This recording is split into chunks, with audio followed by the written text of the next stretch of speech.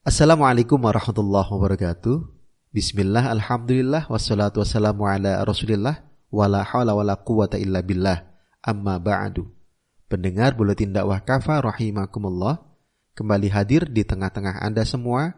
Buletin Dakwah Kafah kali ini edisi 226, 4 Jumadil Akhir 1443 Hijriah, 7 Januari 2022 Masehi. Kali ini akan mengangkat tema tetap istiqomah dan teguh di jalan dakwah. Bismillahirrahmanirrahim. Dakwah adalah jalan para nabi dan rasul Allah Subhanahu wa taala. Tak ada seorang nabi dan rasul pun diutus oleh Allah Subhanahu wa taala kecuali untuk berdakwah, menyampaikan risalahnya kepada umat manusia. Para nabi dan para rasul adalah orang-orang mulia. Mereka adalah manusia-manusia pilihan Allah Subhanahu wa taala.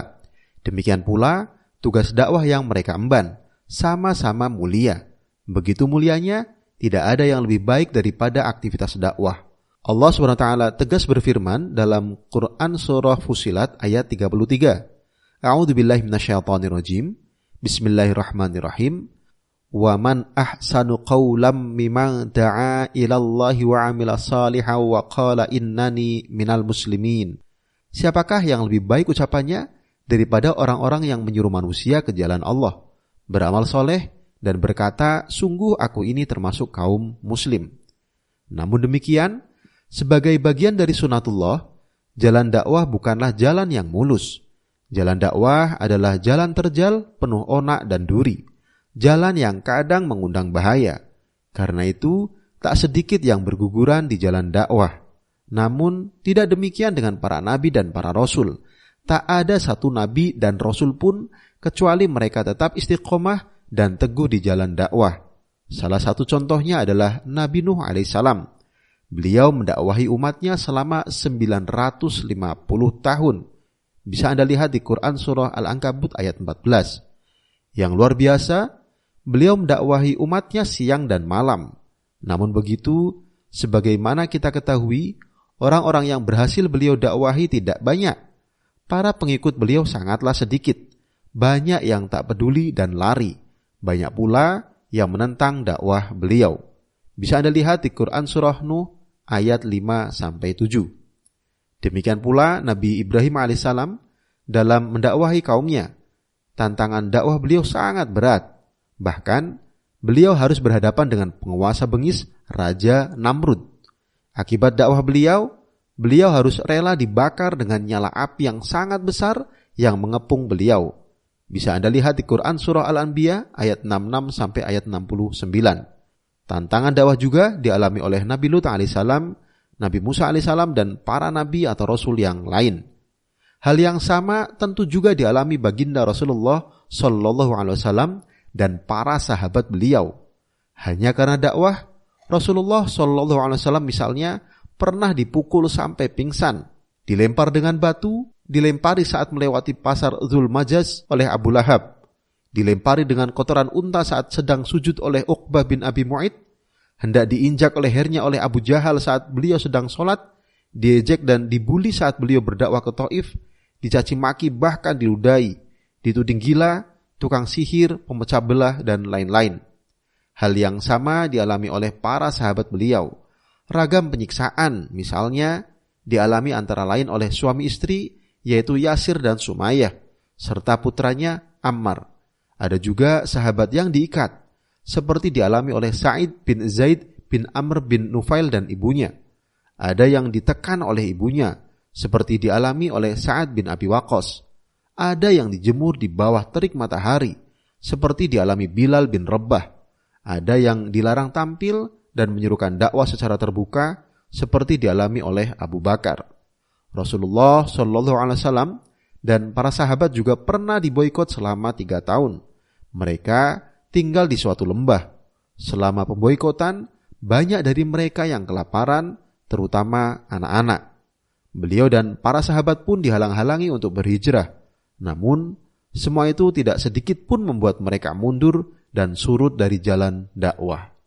Pendengar rahimakumullah, arah perjuangan dakwah. Mengapa para nabi dan para rasul Allah Subhanahu wa ta'ala seluruhnya mengalami ragam tantangan, rintangan, dan gangguan di jalan dakwah?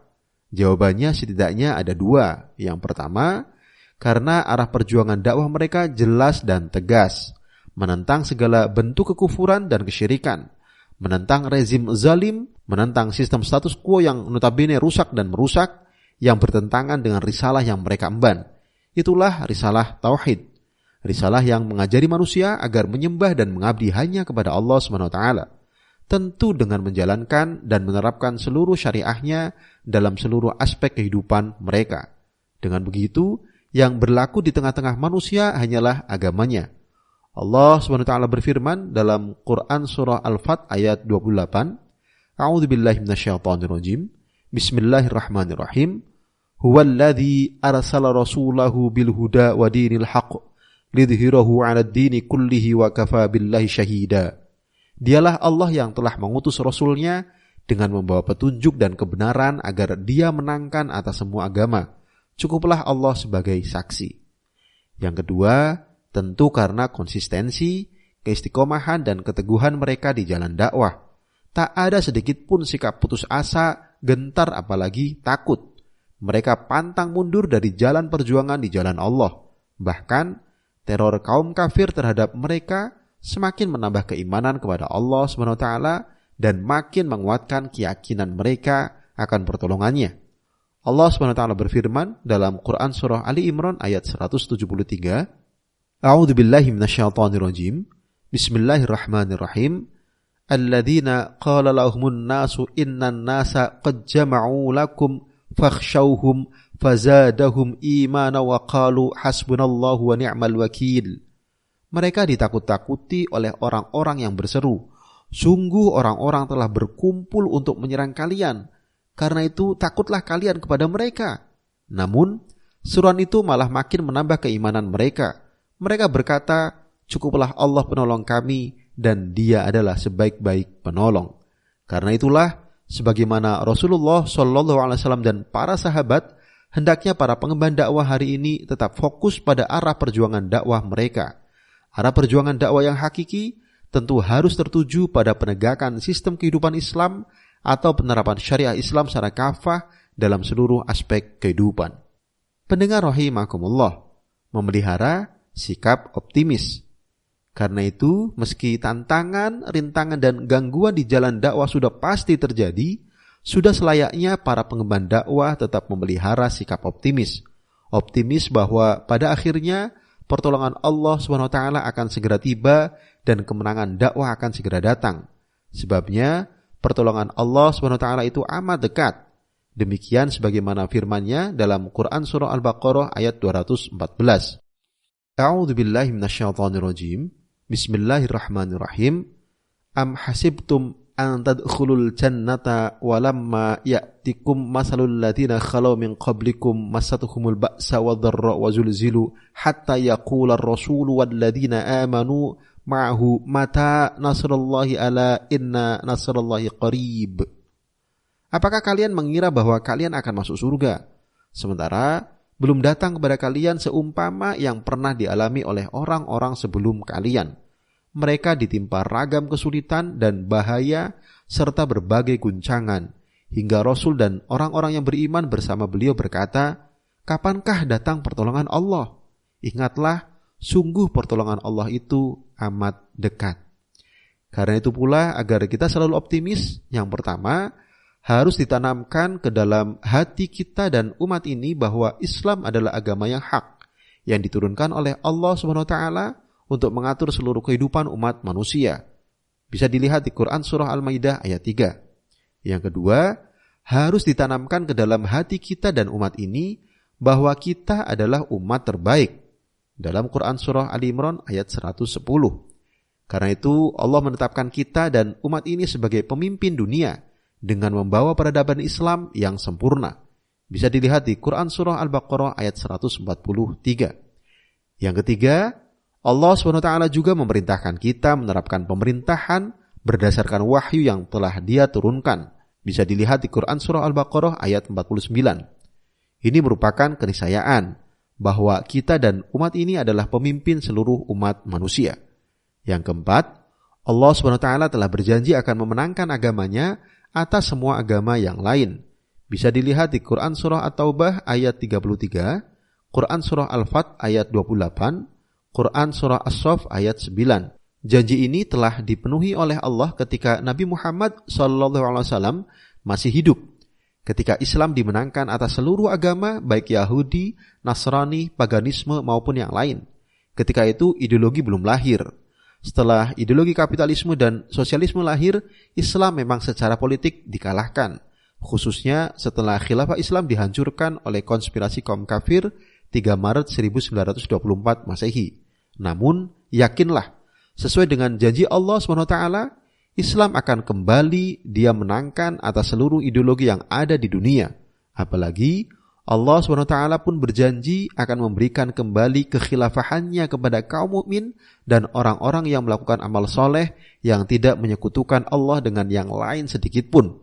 Bisa dilihat di Quran Surah An-Nur ayat 55.